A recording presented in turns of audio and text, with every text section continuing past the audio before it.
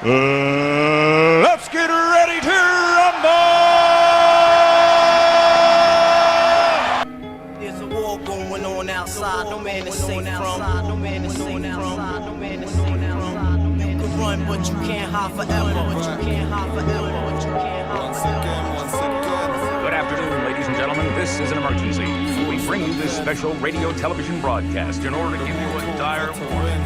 What you're about to learn may alarm. So it's war that they dabble with. Act like a man's flesh comparable to mannequins. Catch you on the front line, savage style having it. Cameras might catch a glimpse, best hope it has a glitch. Captured on the hard drive, stack it up as evidence. That's why life's a bitch, big brother's tracking it. Cap down, hood up, it's simple how to tackle it. I might just call this like Quinny's Corner or something, because I'm, over here, I'm going to do something a little different, topics that we don't normally talk about. And, me personally, I've been heavily invested in cryptocurrencies for many years now.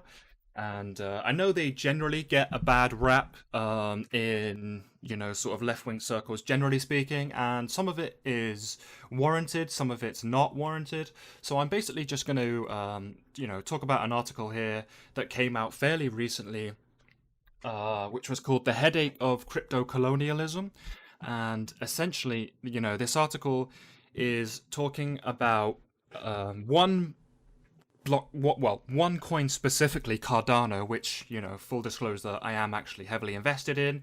But what Cardano is doing is it wants to connect the unconnected, essentially, in underdeveloped places in the global south, right? So they're actually working on, connecting people who don't have an internet connection or a bank, those kinds of things, and they're going to underdeveloped parts of the world, the global south, generally speaking, but Africa is where they're focused. They have partnerships with governments in, I think it's Ethiopia, I think Tanzania is on the horizon also. And, there's an article here that talks about this, basically criticizing them, saying that this was essentially crypto-colonialism. So, for me personally, this is a bit of a, I'm not quite sure where to come down on this issue, because, obviously I'm a communist, but I obviously am invested in these things that are essentially might be able to be seen as some people as colonialism going over there, but it depends on essentially the implementation.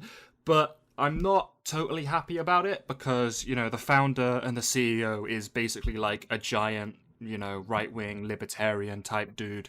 So, immediately from Jump Street here, we're already on shaky ground, right? Because there is an argument here that essentially all these things come down to is implementation, right? Because it's not that any technology is inherently good or inherently bad, it just depends on how they're used. So if that was the argument I was going to go with, the problem is that the person, the head of this chain essentially is like a massive right-wing libertarian type. However, he's built the system such that it's open source and anyone can use it for any purpose. So you don't have to use it in the way he wants. You don't have to do what he says with it, right? It's open source, it's available to anyone. You can just pull a repo off of GitHub and use it in any way you want. So I'm going to go through this article here. I haven't Let me clear it up, actually. So Yeah, can sure. I just clear that up there? Of course. So it sounds to me, crypto is obviously blowing up everywhere. Bitcoin's getting more popular, more Sure. mainstream. And what's the name of this company? So this is, Cardano is the name of the coin. The company, there's three pillars of Cardano essentially. One is IOHK, which is now IOG. The other is the Cardano Foundation, and the third arm is Emergo. But the coin is Cardano. You can find it on basically any exchanges. The ticker is ADA, ADA. So what this enables you to do, and obviously a capitalist world where colonialism actually exists and is perpetuated through the IMF bank, that is a bank, and that is obviously owned by bourgeois ruling class in Western societies. So it sounds like if they're going out to places like Ethiopia, not impoverished places, but poor places, underdeveloped from exploitation. So they're going out there where they might not have good credit with the Western banks in order to get some money to invest in infrastructure, to invest in anything to survive. And they're throwing up a crypto bank so that people or governments can get some banks from them rather than Western civilizations. Because what you said was, it's not technology is inherently good or inherently bad, it's how it's implemented. So I really like where we're going with this, because what's important is we don't want to be idealistic as well, because while this does present opportunities for developing an economic model in these core poor, places not in the West or the global North, well, we want them to be good, we want them to be positive, we do want to improve their material lives without having negative exploitation, that comes inherently from banks and capitalism. So it does sound really interesting. I'm really looking forward to diving into this, Ryan. Yeah, and the CEO is Charles Hoskinson, and he's also in this article. It's such a trip listening to his talk, because you can listen to him talk. Recently, I think it was like last Saturday or something, he did an AMA, like an Ask Me Anything, for like an hour and a half. And there were parts of it where I was like, "You're so right. This is so true. You're bang on." And then at some points, like he's just like he could not be more wrong. Like he's such a strange, fascinating, but just sometimes very weird character. And he's just, I don't really know where to come down on him as a person. I'm bullish on the project ultimately, but him as a person, I'm not really. Sad, isn't it? Because you see a lot of like capitalists out there ultimately who do seem to be doing great things, or they just make amazing comrades. You know what I mean? If they got themselves involved in a class war, you'd be like, "Oh my God, savior!" But they don't. They've still got that capitalist ideology in the brain that stops them from being truly outside the system. You know what I mean? Outside the capitalist system of damage. Yeah, I think the rather than saving grace progress. for all cryptocurrencies generally is going to be that they're, well, not all of them are, but the ones that are decentralized, right? They don't rely on a custodian or a single point of failure, right? So, like, banks, you actually just have to, like, if you want a loan, you have to go to a bank and ask for a loan, and they'll most likely tell you to fuck off, right? But with crypto, it's decentralized. There isn't there's no one to tell you no, right? There isn't a bank of crypto, because a bank would be a centralized entity, and crypto is against that, right? We're smashing apart centralized power structures, right? So you can actually just log on to a decentralized exchange, put up some collateral in the form of crypto and get access to fiat currency like a pound, right? And there's no central entity to tell you no. As long as you meet the requirements and you know the KYC and whatever, and you have the right amount of crypto to put up, right? They'll give you that loan. There's no one to tell you no, right? So let me just go ahead and get into this article. I'll read it and I'll go through it here. I'll just read the article. This is from Pete Howson. If you want to follow along, you can just Google it. The article is called "The Headache of Crypto-Colonialism. Blockchains Cannot Rebuild Roads or End Sectarian Violence, Famine, or Natural Disasters." Ethiopia is seeking a humanitarian disaster. After months of armed conflicts, roads and bridges across the Tigray province are in ruins. Electricity and telephone lines have been cut, and currently only 15% of Ethiopians have access to the internet at the best of times. With a civil war in full swing and essential infrastructure in tatters in remote areas, it might seem like a strange time to kick off the country's digital revolution. But the developers behind the Cardano cryptocurrency, IOHK, have announced that the US tech firm will help Ethiopia rise from the wreckage. The Colorado-based company has been here for over 4 years, planning blockchain-based citizen ID and educational record systems, as well as various supply chain management tools. Yep, so what this tool here they're talking about here is called Atala Prism, and basically what it is, in fancy terms, they call it a decentralized identity device or something, right? So basically, when you use any public service, right, whether that's you want a driving license or you want to buy a bottle of vodka or you want to claim benefits, right, you need an ID, right? The government wants to know who you are. The company wants to know who you are. And that information is stored somewhere on a central server, which is a giant attack point, basically, for hackers. Now, what Cardano is doing is it's saying, how about we have a way of IDing all the citizens and it lives on the blockchain so that it cannot be owned by one person or attacked, and there's not a single point of failure where it can just be snuffed out, right? So that's essentially what they're doing. They're working with, I think it's 5 million Ethiopian students are going to be put on this Atala Prism system, along with ultimately, I think, all of their school grades and everything. Because I remember watching an interview on this, and I think, one of the huge problems they have in Ethiopia is that, if you're lucky enough to be able to go to school and everything, sometimes their grades or your accreditations, or however you say that word, your gradations, aren't they might be lost or destroyed. You might not have access to them, or they might also not be accepted by institutions in the global north, right? So by storing them on a blockchain, they cannot be lost, they cannot be burned, right? They cannot be destroyed or denied access to, right? Essentially, it's like you're copying something physical into like a virtual Horcrux. Yes, basically, yeah. But because it's blockchain based, it's definitely there, if that makes sense. Like it does take some technical understanding to be like, what's a blockchain, right?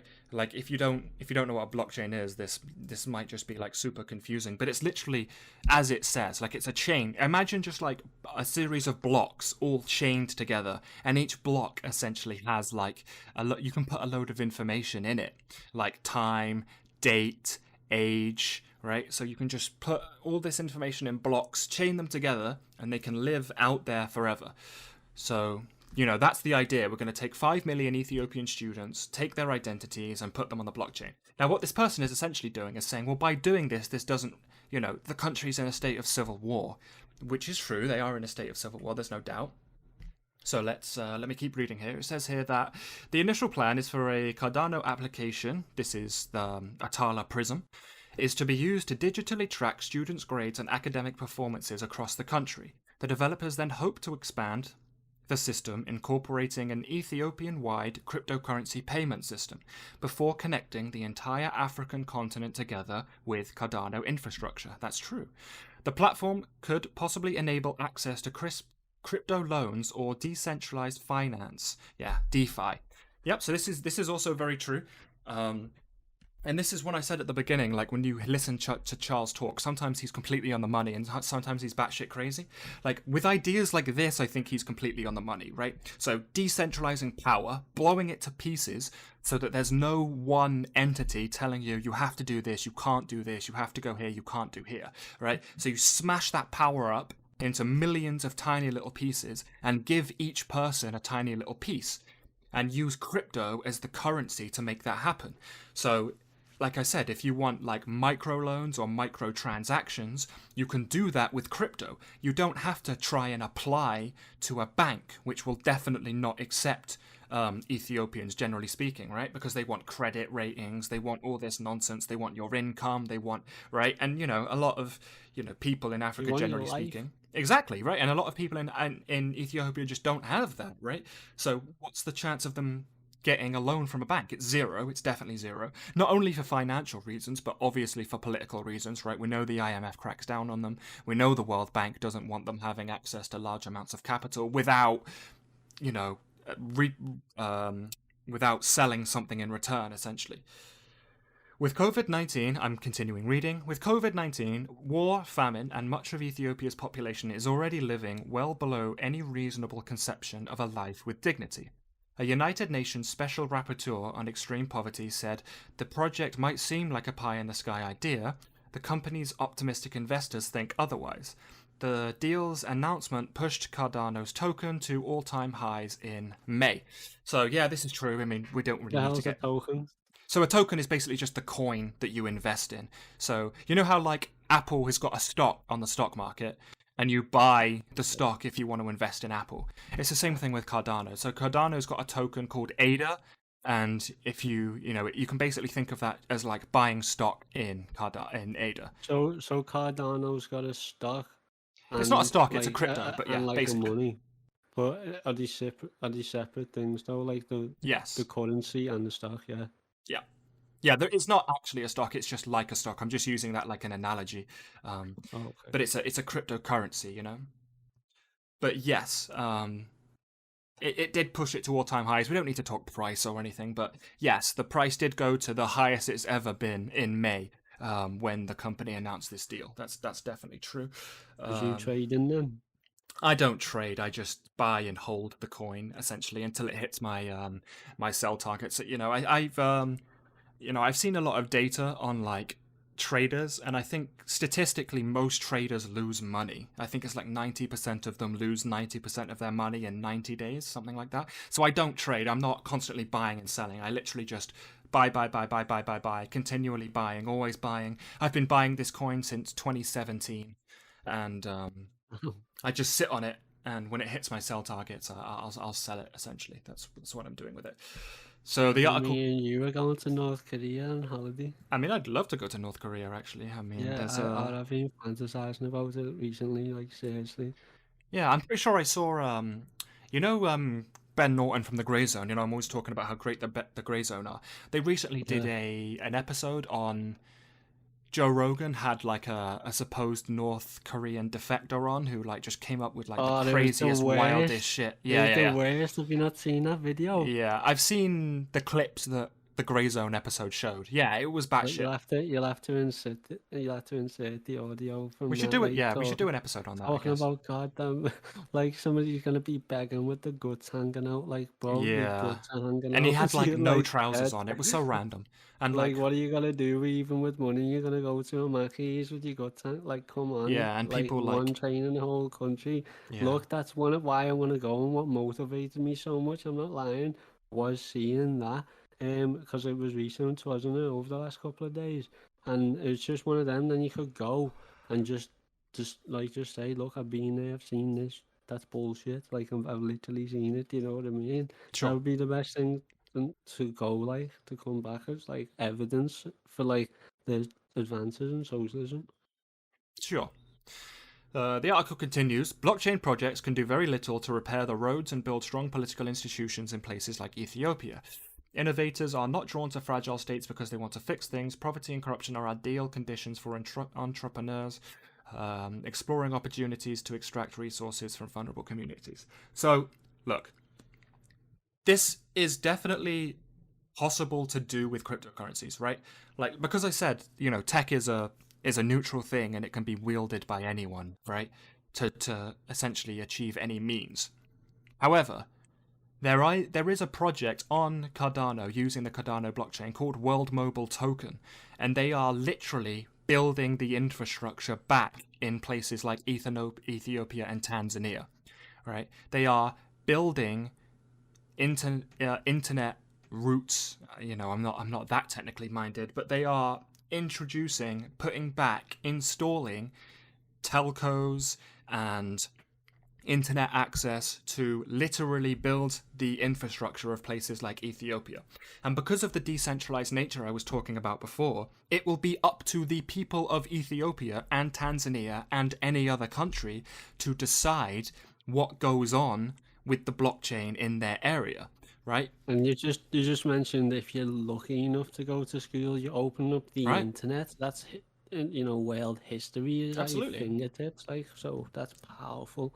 Despite obviously the damage, if you're talking about even potentially taking over a whole African continent, the raw minerals that's required is obviously detrimental to the environment. That's one of the negatives that you said at the start, or I think you pointed towards.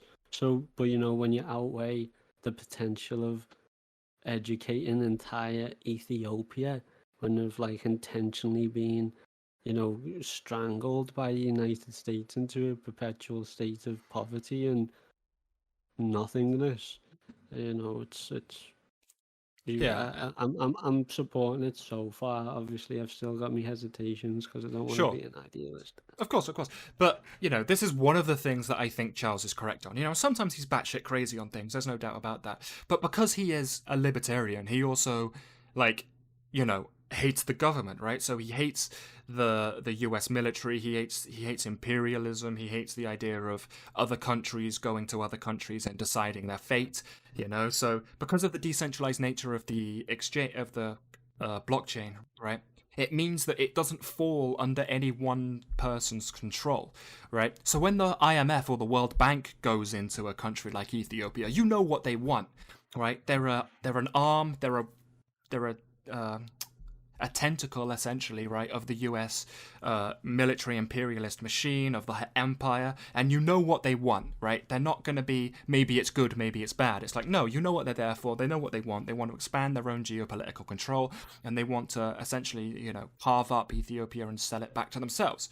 But with something like Cardano, I think it's different because Cardano is not operating as an arm of the US empire or the US military or the US industrial complex, right?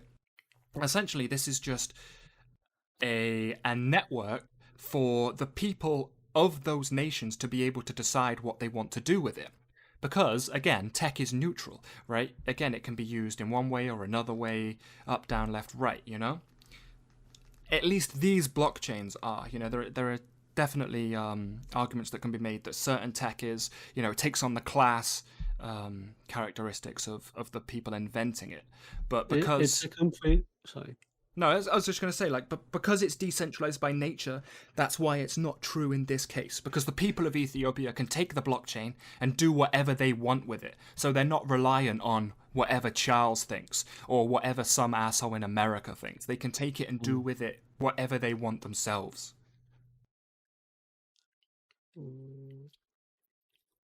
What was I going to say? Oh my god, I forgot. Oh yeah. Sorry about you haven't edited this now. But No, it's cool, don't worry about it. What's it called? I just thought of it. Like what we're seeing here though with this cryptocurrency, this blockchain, this is a completely new phenomenon for all of human history. It's literally within Definitely. the last decade that we're talking, so we don't know what could happen, what can happen. We shouldn't have a capitalist realism mindset on this, although my inhibitations for total support on the project is because he is a libertarian. He himself has a capitalist realism mindset, so obviously the scope of his project is only going to exist within capitalism. That being said, look at the immediate relief to people. The benefits obviously outweigh the fact that in 10, 20 years he doesn't pull through and be a communist, and when he's done so much good in the world. And that's my take of them developing. Yeah, I mean, it's kind of hard for me to shit on someone when they're actually on the ground building infrastructure for communities that don't have those things. Even though, obviously I disagree with him politically on a load of things. But, when you're actually building the infrastructure and, because again, it's not like the internet. Once you have the internet, you can do whatever you want with the internet, right? Like, it's yours now to a certain degree. I mean, obviously, America, the NSA, they're still gonna watch everything you do, right? But it's still there. It's a thing that enables you to do so much with your life. Generally speaking, think about trying to start a business today without the internet. Impossible, right? So just enabling simple commerce within Ethiopia or even places like that. And I know they have it, but more, better. So I'm gonna just take a total risk now and just play this clip from Charles. Sometimes he's batshit crazy, sometimes he's on the money, so we'll just see what happens here. This could be either. I'm just gonna flip a coin because this is Charles Hoskinson, by the way. This is the CEO of IOHK, and he's responsible. But this clip's obviously probably been taken, because the author is seeing this project negatively, Cardano, isn't it? So it's probably so let's see what happens. Charles, any thoughts on El Salvador? Any communication with the country regarding ADA? Yes, we have been in talks with some officials and parties in El Salvador, and I may do a state visit. We sent out all the documentation and a request for that, and if so, we'll meet the president. But it's basically going to be in their hands. We've talked to a few people that are in that orbit, and they have definitely expressed interest in digitizing the country and going beyond just legalizing Bitcoin. So we'll get a better sense probably in the next 2 to 4 weeks about where that sits and where that stands. If it's a proper state visit, I'll actually have a suit made and look pretty and go on over and have some fun. Okay, yeah. It just sounds like it's just news, isn't it? Like he's just telling you news. Yeah. And also, I think a lot of them are picking up on the, like, I actually have a suit made, which is like, yeah, I get it, but he's also like, it's gotta look good for the state visits. It's all about like appearances. When any asshole gets on the world stage with any other asshole, they always dress up and pat each other on the back and suck each other off and, oh, you look so good, oh no, I look so good, oh, smile for the camera, shake my hand, right? Like, that's all that nonsense that I think is just theater, but they all do it for some reason. Sniff each other's farts. Yeah, basically, yeah, for sure.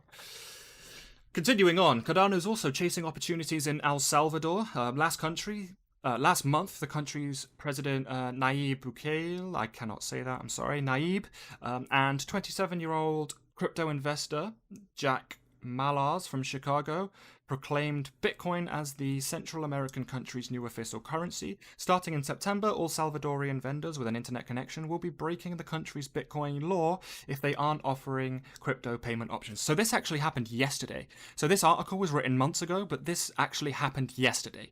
So so what they did is essentially they accepted Bitcoin as legal tender in the country, which means that it's now illegal to not accept Bitcoin as a payment for goods and services. And a reason a lot of these countries are doing this, good side and bad side. A good side is that it's actually the US empire is really fucking mad about this, right?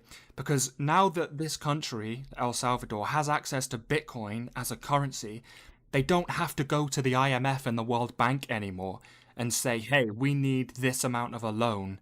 And then the IMF will say, cool, give me an arm and a leg for it, right? They don't have to do that anymore, right? 40 million arms and legs. Yeah, exactly, yeah. Or in the case of King Leopold, literally arms and legs, right? I don't know if you know, but King Leopold, I think it was the Congo. He went to the Congo, essentially just forced the entire population to harvest rubber for him, and if they didn't meet the daily quota of rubber, he would literally cut arms and legs off of children and things. There's a very haunting picture of a man just like looking at the body parts of like his daughter or something that was chopped up by him. So essentially, this is helping countries move away from colonialism, as far as I see it, right? At least in its current form. Colonialism isn't going to disappear because of this. It's not going to, suddenly wake up one day and it's not there. What will happen, I imagine... They need money, don't they? And because, they get it from the IMF, because the IMF is essentially colonialism, imperialism. Yes, it's an arm of the US empire for sure.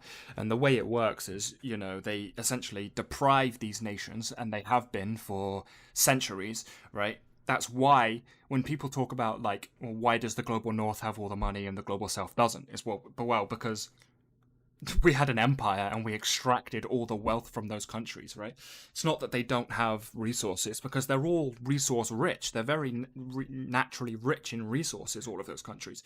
It's just that, the English and the Americans and the Dutch and the French, right, went over there and extracted it all from these countries, leaving them underdeveloped and overexploited. And now, if the country, let's just take Ethiopia because that's what we're talking about, or El Salvador, because they've just accepted Bitcoin, now they have access to A, a currency, B, a global, interconnected, decentralized network, right, that they can do anything on that they want.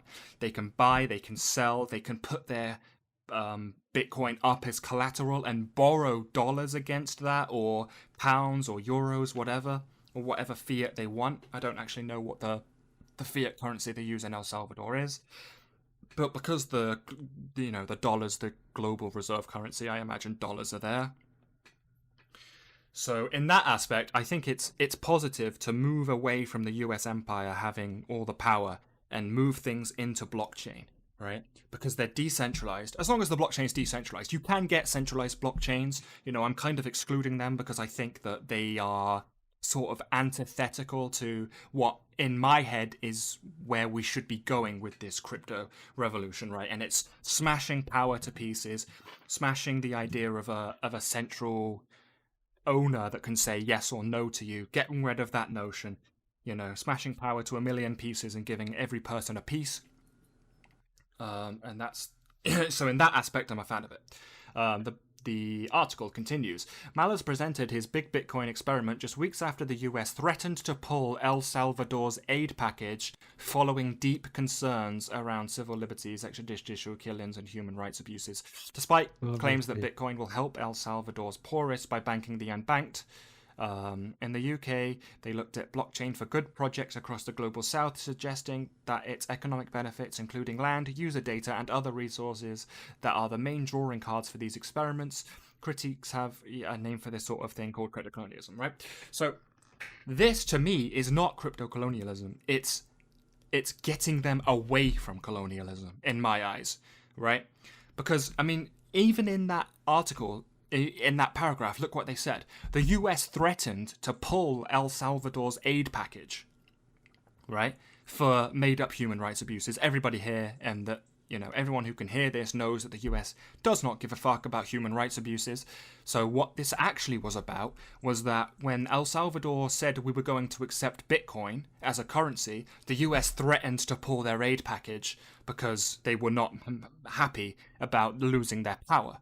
Right? And that in itself should tell you this is a good thing, right? When the US is saying, don't do this, otherwise we'll pull your aid, you should be like, do that, double down, hit it harder, right? Go further. Because they're mad that El Salvador is accepting Bitcoin, and good, right? The more of that, the better. So what's strange in this article for me is the idea that, like, sticking your finger in the eye of the US empire and moving away from their control is somehow colonialism, right? And by the way, I have no illusions about how this tech can be used, right? There are definitely, the US empire will definitely have its own blockchain at some point. And, the version of colonialism will become blockchainized, right? Make no mistake, the US empire, the US military, the empire will get a blockchain. And the war, the battleground that colonialism is fought on, will eventually be fought on blockchains and with blockchains. There's no doubt about that. I just do not think that this is that. It works like this, the article continues. In the spirit of right-wing economists like Milton Friedman, blockchain innovators seek out populations suffering debt crises, war, climate disasters, etc., in order to impose and incubate new crypto-economic ideas. For the host government, El Salvador in this case, struggling to deliver social services and infrastructure projects while suffering from chronic underinvestment, its lack of tax revenue and regulations is a real headache. Cryptocurrencies make these things worse, not better. So, we've already talked about how once you have an actual system governed by the blockchain, you can build things better, right? Because think about all the people out there, and it's unfortunate that all of this has to happen under the sort of guise of capitalism, because I wish it didn't, but if you can just sort of extract that for a second and be like, there are actually people out there in these countries right now that want to do something, right? They want to make themselves better, they want to make their situation better, they want to help the people around them, and ultimately their country at large, right? And it's such that... Go on. Like, you could even extrapolate that further, like, even in this country, like, any food program, any charity, you go out, you buy food for whoever it is, working class people, homeless people, prisoners, whatever.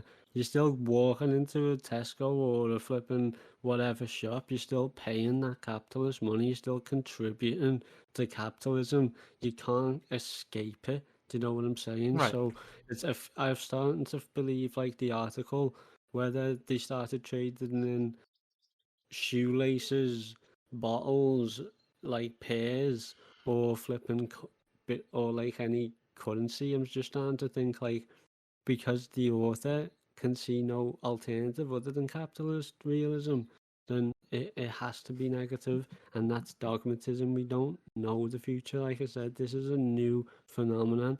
It's important, and this is a crucial article. I still congratulate the author of this article, because we should constantly critique everything, right? Sure. So that's what this is. This is a critique on it as well. So that in itself is a positive thing. It's not all wholly negative, and we need to be critical about everything. So, and this is also happening at the same time. It's happening on the size of a country, maybe a continent. So this is a great topic, Ryan. I'm pleased that you brought this up for us. Yeah, no issue at all. So yeah, again, I've talked how World Mobile Token actually is going to deliver infrastructure projects, right, and provide investment to these countries. So the author here just seems to think that because countries like Ethiopia have all these problems and these cryptocurrency companies are trying to open up here, they're not going to solve those problems, right? But in reality, a lot of those I don't want to say a lot, but this one that they're talking about here, Cardano and IOHK, actually is seeking to solve and help fix those problems, right? They are building telcos, they're building internet connections, they're going to open decentralized banks that don't rely on a centralized authority to say yes or no. It's, people interacting with each other. So I can take out a loan from Shibi can borrow from me, I can borrow from him, right? So there's no bank, there's no middleman in the middle, there's no capitalist that takes his cut, right? There's no fat cat. So every 8 years it doesn't break down and have to be bailed out by public Yes, funds. that too, yeah. I mean, the currencies go up and down in value just like any other market, right? But it's not a pump and dump scheme, as long as you buy the right coins, that you need bailed out by a central government, right? They can't do that. It's a completely different way of the system, right? And here is an actual, it continues in the article, a valid criticism about a specific project that was that, right? It was just an exploitation scheme. Puerto Rico serves as an example. After hurricanes Irma and Maria devastated the island, cryptocurrency investors set out to build a new crypto-libertarian Jerusalem known as Puretopia. The island soon became a highly contested sandbox for cryptocurrencies. Gillian Crandall, a researcher at a Polytechnic Institute, said that these crypto-colonialist projects might be called disaster capitalism. Right? So in this specific instance, it actually was that, right? Like a load of crazy. Oh, fucking hell!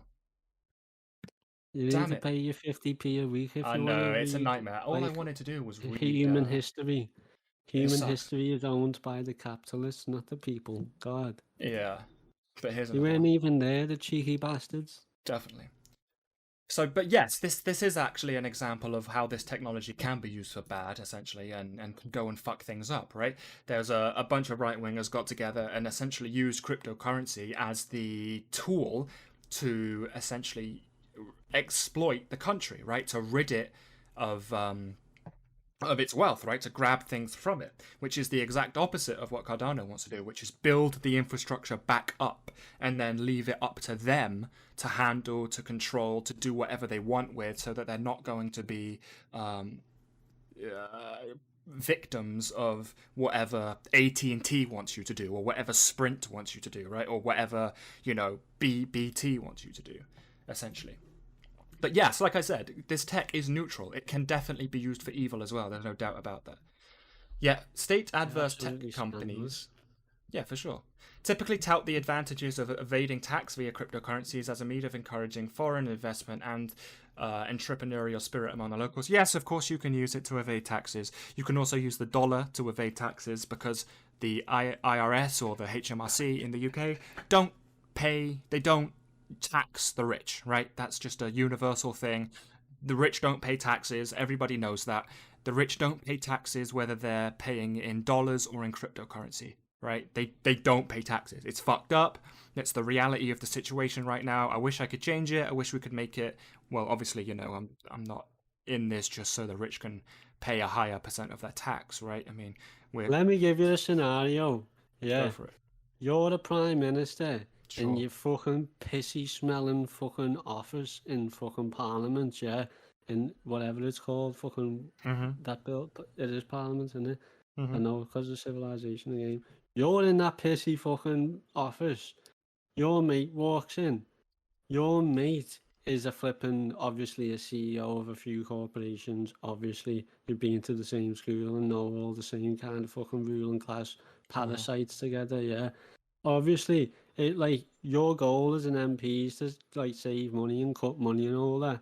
Your mate is the only way you're gonna get a good decent chunk to cut to like save money or get taxes or do whatever you gotta do in your job to goddamn save money, right? He comes over to you and he's like, I know what you've got to do. You've got to tax me. I know it, but come on, mate. I'm your mate. You can't be taxing your mate. You know me wife.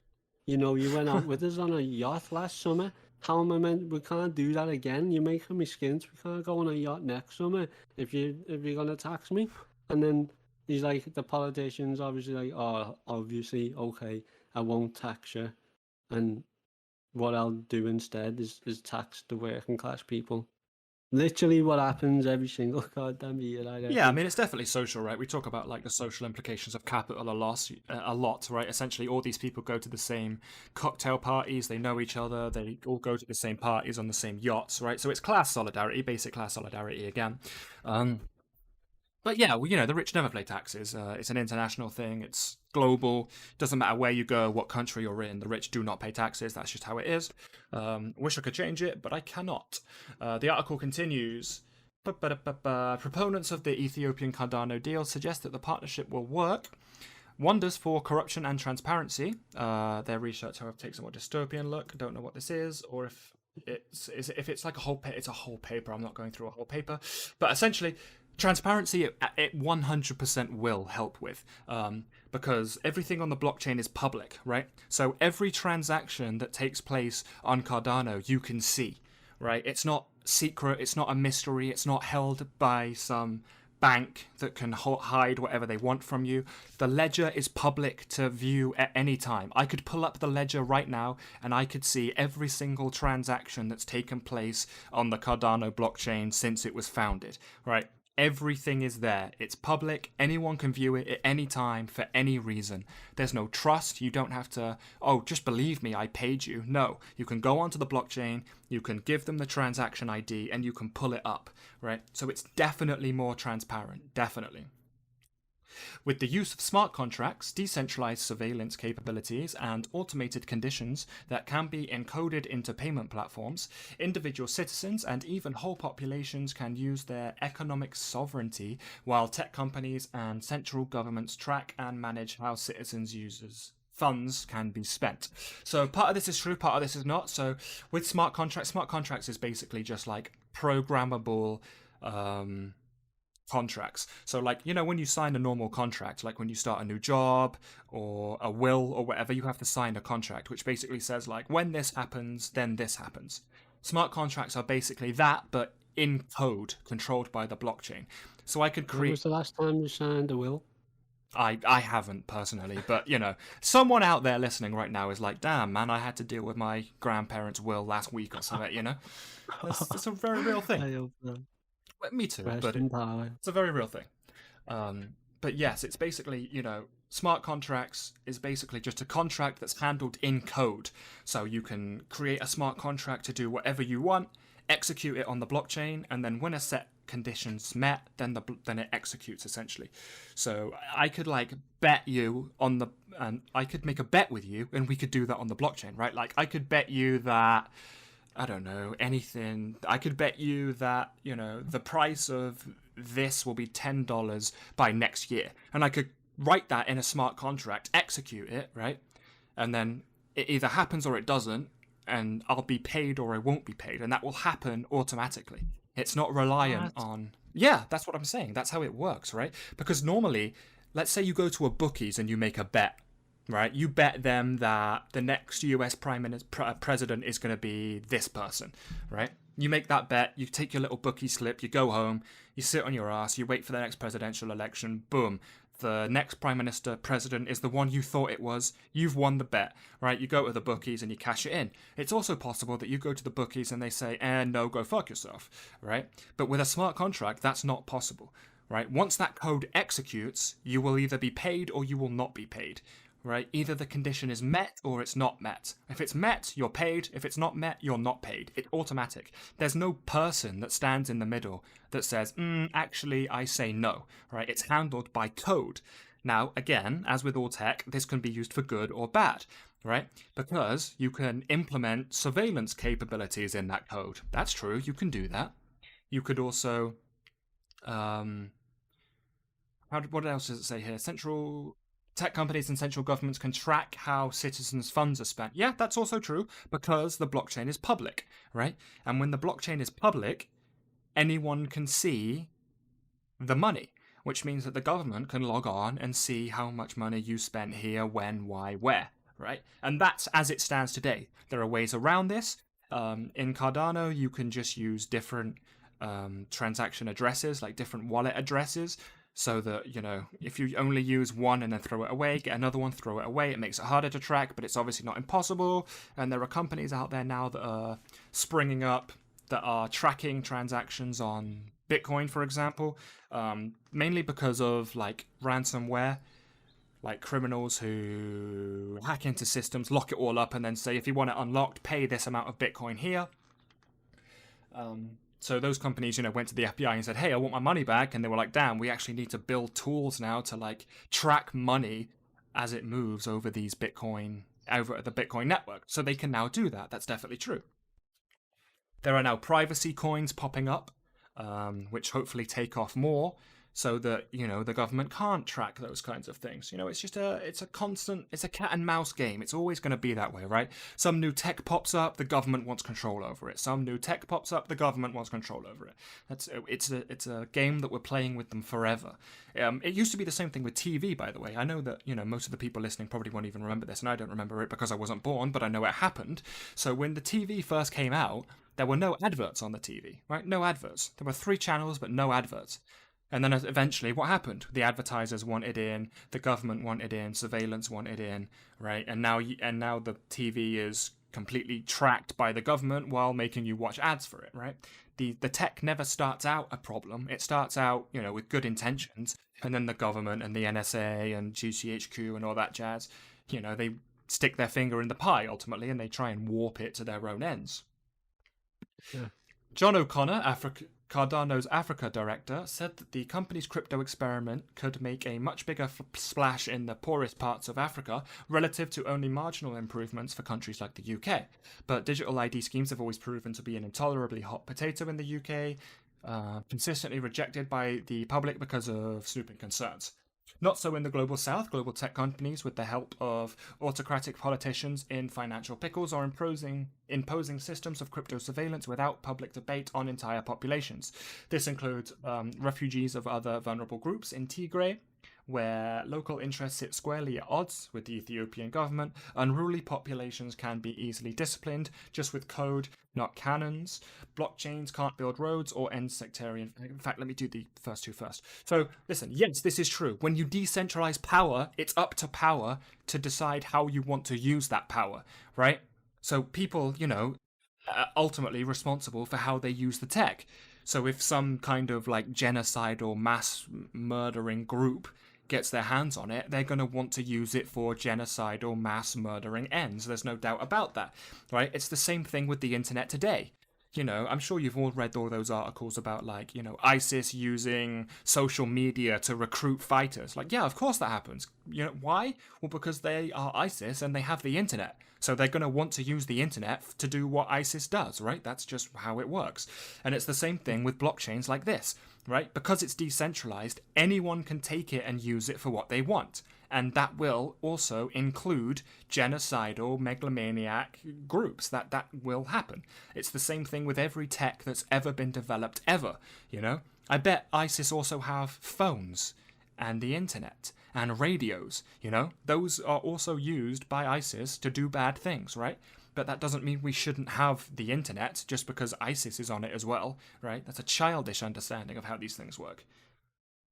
But yes, it is also true that crypto experiments like this make a bigger splash in the poorest parts of Africa, right? And it's because they're underdeveloped. So when they don't have, let's just take internet access, because that's being built there literally now as we speak. When you have a country that doesn't have universal internet access, and a company like Cardano comes in and says, hey, guess what, guys? We're going to build you internet access. That makes a bigger splash than if you go to the UK and say, we're going to build you internet access. Because they're like, hey, we already have that, and it's kind of already controlled by like 3 companies, so it doesn't really do anything. So it's like, yeah, of course, when you don't have internet access, introducing the internet has a much bigger impact than trying to introduce it to a country that already has internet, right? That's not surprising. Of course that's true.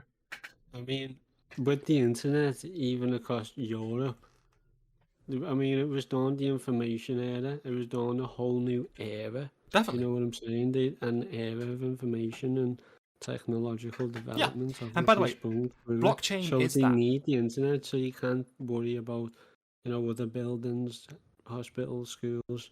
All these things are important, but again, there's no point in doing all of that if it's not even gonna match the rest of the world. Once you've built it, you have to develop it all over again for the information era. You know what I'm saying? You've got to just slowly keep advancing with technology and evolve.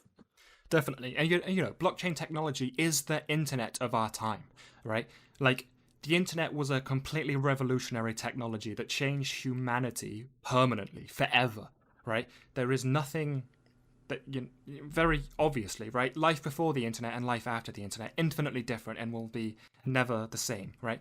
Blockchain is the internet of this generation, right? It's here and that's it, right? It's not going anywhere. You're not going to wake up tomorrow and blockchains have gone or disappeared. This is it, right? And this is why I invested in cryptocurrencies, because I understand that the blockchain as a technology is the next internet. It's not going anywhere. It's here to stay. Everything is going to be moved onto blockchains in the next decade, in the same way that everything was moved onto the internet. Databases, records, files, all of even your papers for everything, right? Like, it's all online now. Even school grades and everything, it's all online now. You can't even apply for benefits in this country anymore without an internet connection, right? The internet changed everything. Blockchain is the same. It's going the same way as the internet. This is why I'm invested in cryptocurrencies, because this is the future. This is the direction that humanity is going.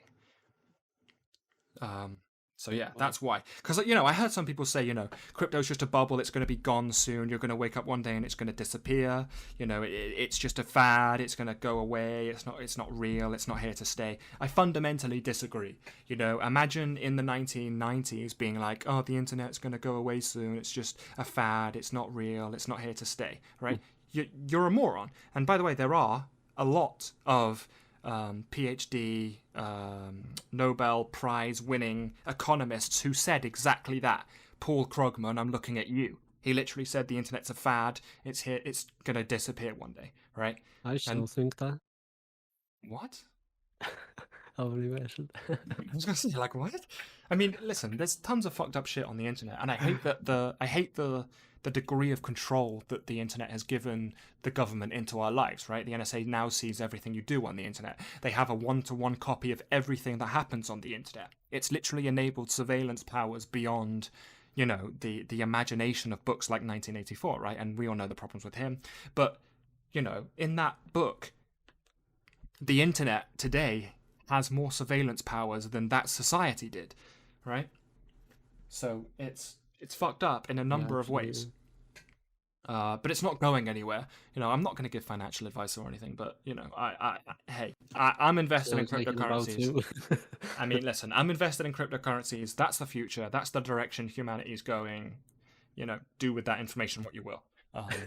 And there's obviously tons of cryptocurrencies out there that you should not touch. And should I just do an episode on crypto? I might just start a fucking crypto YouTube channel or some shit. Because YouTube channel there with over 1,000 subscribers. I do. You're waiting for your videos. I suppose I should. Maybe I should do one on maybe I should do one on cryptocurrency. What should I call it? Like crypto-colonialism and communism, currency and crypto, communism and crypto and colonialism, whatever. I'll do it something like that. Maybe that's a good episode. I do that.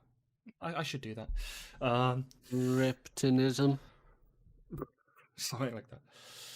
So here, he ends this article by saying blockchains cannot build roads, end sectarian violence, famine, or natural disasters, which is true in one way and not true in another way. So listen, a blockchain by itself will not build a road. However, I could start a company that uses the blockchain to build roads right? Like, it's not hard to do these things. That's what WMT is, right? World Mobile Token, go look them up. They are literally building infrastructure in these countries. They're there, on the ground, embedded in these communities. They live there, they sleep there, they build internet access for them. This is real, it's happening, it's there.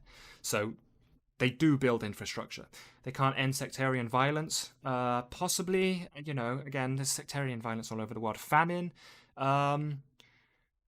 Actually, there's a man, I'm just going to sound like I'm shilling all sorts of cryptos right now, but there's one cryptocurrency called VeChain. The ticker is VET, and this is used for basically supply chain management. And the way they're doing it is actually not ending famine, but they are revolutionizing the food chain production sector. So the way it works is that, let's say there's a farm somewhere, and this farm grows carrots, and it's just a carrot farm, and they make tons and tons of carrots. What they can do is you can inventory, log every single carrot, store that information on the blockchain, and then when those carrots go around the world, they go on from a lorry, then they hop on a jet, then they go on another lorry, and it goes down to your local shop down the road or whatever, right? You will be able to check on the blockchain where that carrot came from. You can check the farm, whether they're paid properly, all that, right? So it's really supply chain management. So you can actually find out where you're buying, what you're buying, where it comes from, whether the people were paid properly, whether it's ethical, and so that is a way. Does it in an interface that essentially enables it to do its own bureaucracy, because otherwise people would have to make notes of that, write it down. Right, and all that information is just stored on the blockchain instead. And it's just all automatic. Well, yeah, and it's just publicly viewable. So they can't hide that information from you because 100% of it is public. So you might, the way that it could work is you buy a bag of carrots and it comes with a little code on it, and you scan it, and then it will take you to the blockchain entry where it's like, bag of carrots number 31843, picked from this farm on this date, grew by this farmer. They were paid this much for the carrots. On this date, they got on this lorry, and then they went to this destination where they hopped on this jet, and then were flown to this country. And it's all there, and it's logged, and you can see, how local or how international these things are being flown from, how carbon friendly. And the reason I say, lorry to jet to lorry is because none of this is local. None of this currently is carbon friendly or neutral. It's always grown 10,000 miles away and flown to you on, jets that are, burning oil and kerosene and doing all that at the same time, right? The article continues, when countries like Ethiopia need to bounce back from war, they ultimately need support rebuilding infrastructure, which they do, strong democratic institutions, which a blockchain is, including effective legal and tax systems, which, by the way, I don't necessarily agree with. Like, okay, so who do you pay taxes to? The government, right? Is the government always fair? Is the government always democratic? Does the government always make sense? What if your government in your local Ethiopian area is a tyrannical warlord? Right? You want to pay taxes to the tyrannical warlord? No, that doesn't make sense, right? So just because, tax doesn't definitionally make sense always. Like if you're paying tax to a literal corrupt, murderous entity, then I would argue that does more harm than good.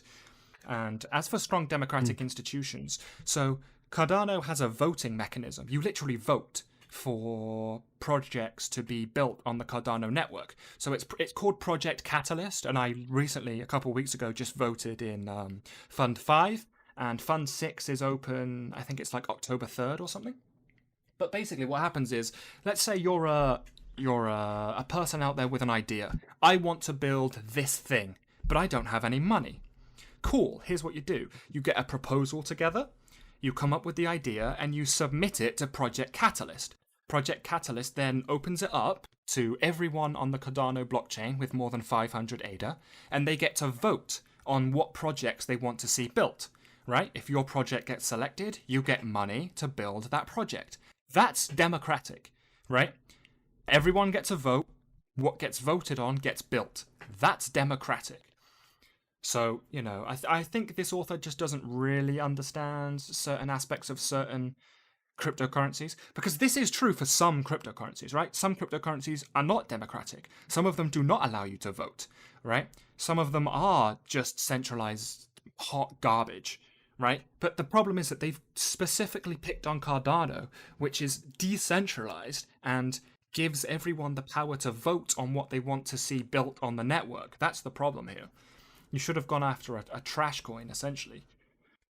Including effective legal and tax systems. So legal systems, again, can be built in smart contracts, right? Like before, when I was talking about code that's executed, you can build legal systems on that, right?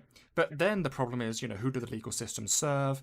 As we all know from previous episodes, the legal system is a function of essentially the bourgeois state. So yes, that's a problem. Again, the blockchain isn't going to tech your way out of the bourgeoisie, right? That's not how this is going to work. They're always going to be there. That's the core problem that you need to get rid of first and foremost. Fanciful liberty. Go on.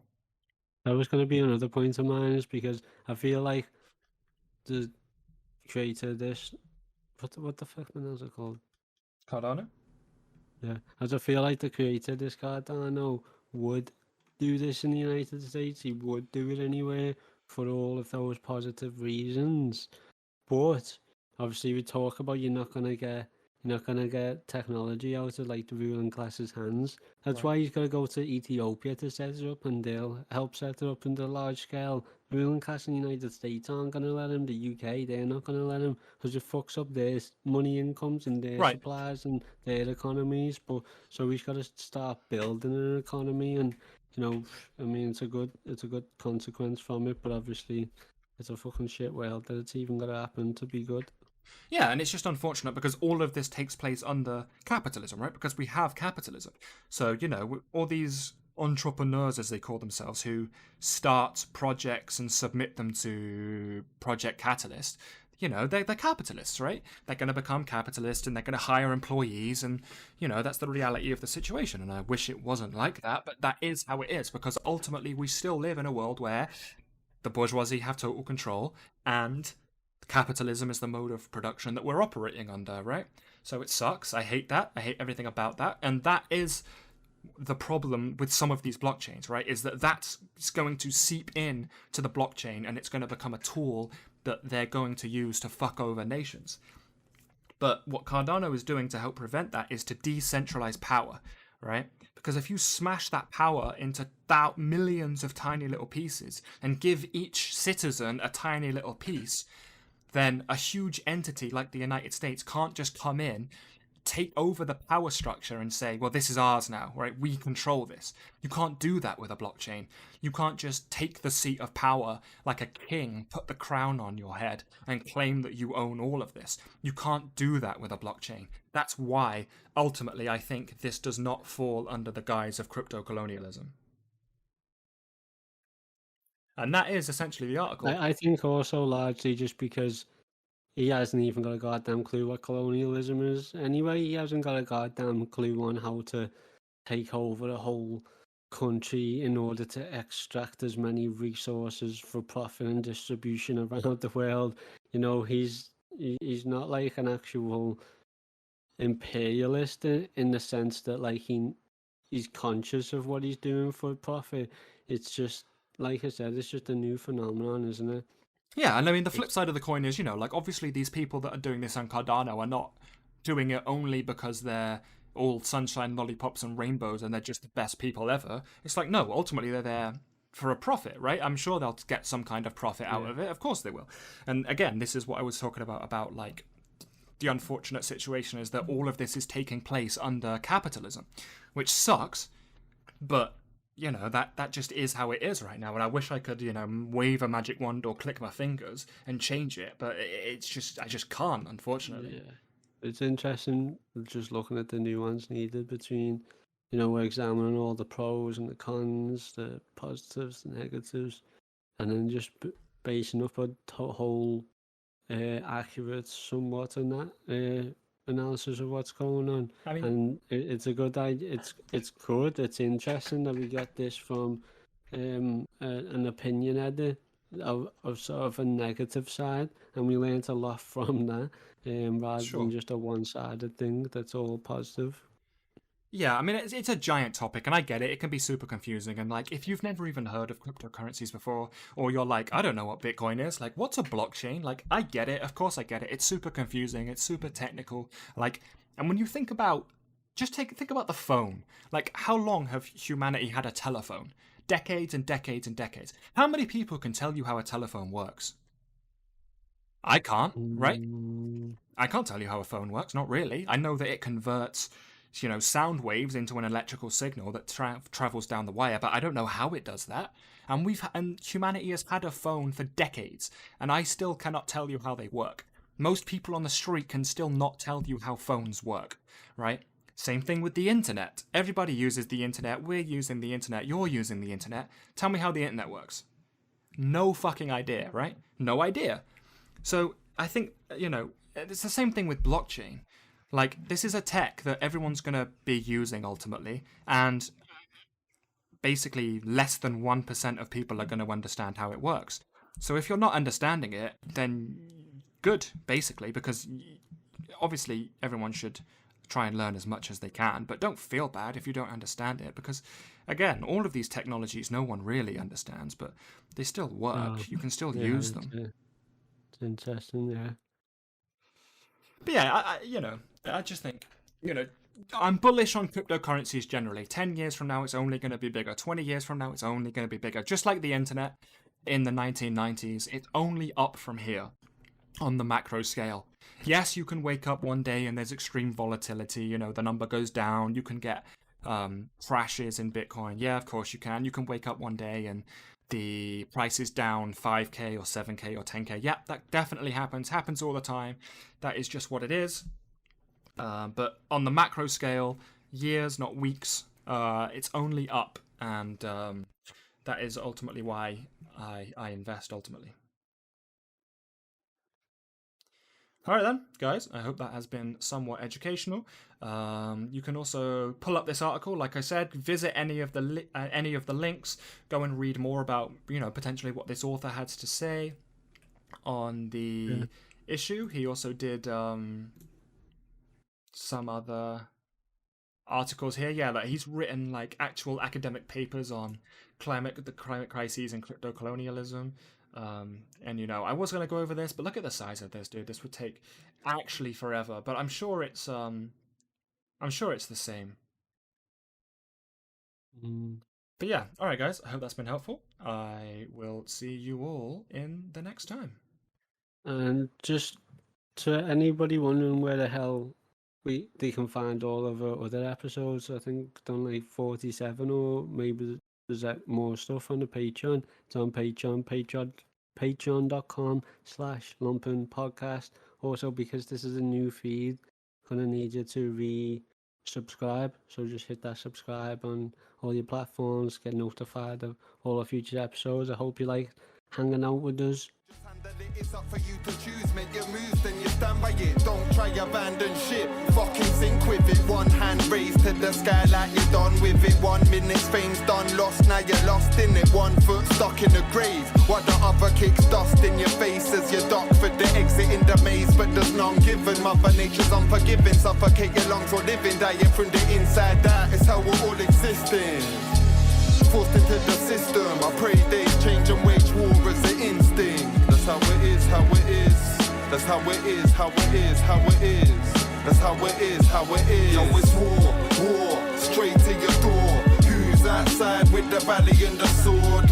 I think it's someone they summon, but I ain't sure. Cause I goddamn lost my mind running from the law. Cause it's war, straight to your door. Who's outside with the valley and the sword? I think it's someone they summon, but I ain't sure. Cause I goddamn lost my mind running from the law. As night falls, I'm reminiscing, up late, penning wisdom. While you find my brainwashed by the television, reveling the inhibitions. I'm a rebel in the element of terrorism, still here selling visions. Read my books if you never care to listen. Prepare yourself for the sentence. Best written in blood, far from fake like the sight of a silicon bust. I fire flames out my mouth, see the lyrics combust. I'm far from innocent, I'm militant, living corrupt. Like the sickness that is ill, look at disfiguring skunk. I felt the pain as the glass shards crippled my lungs. I spray my life out in fumes, spat the bittersweet sun. Heart beating to the pulse like the skin of a drum. Not the type to sell my soul for no six-figure sum. Still sit wishing some rays will come around some days. I'd rather stay unpaid than live my life mundane and wake once a week to an unhappy Monday. Fuck that, it ain't ever gonna happen. I'd rather die rapping. Yo, it's war, straight to your door. Who's outside with the valley and the sword? I think it's someone they summon, but I ain't sure. Cause I goddamn lost my mind running from the law. Cause it's war, straight to your door. Who's outside with the valley and the sword? I think it's someone they summon, but I ain't sure. Cause I goddamn lost my mind running from the law. Yo, it's war, straight to your door. Who's outside with the valley and the sword? I think it's someone they summon, but I ain't sure. Cause I goddamn lost my mind running from the law. Cause it's war, straight to your door. Who's outside with the valley and the sword? I think it's someone they summon, but I ain't sure. Cause I goddamn lost my mind running from the law. Running from the law. And I'm still running. I ain't ever gonna stop running, bro. Yes. Middle finger up. Fuck the feds. One. Flip tricks, Mr. Boss. Done. Rolling down on my face, trying to forget.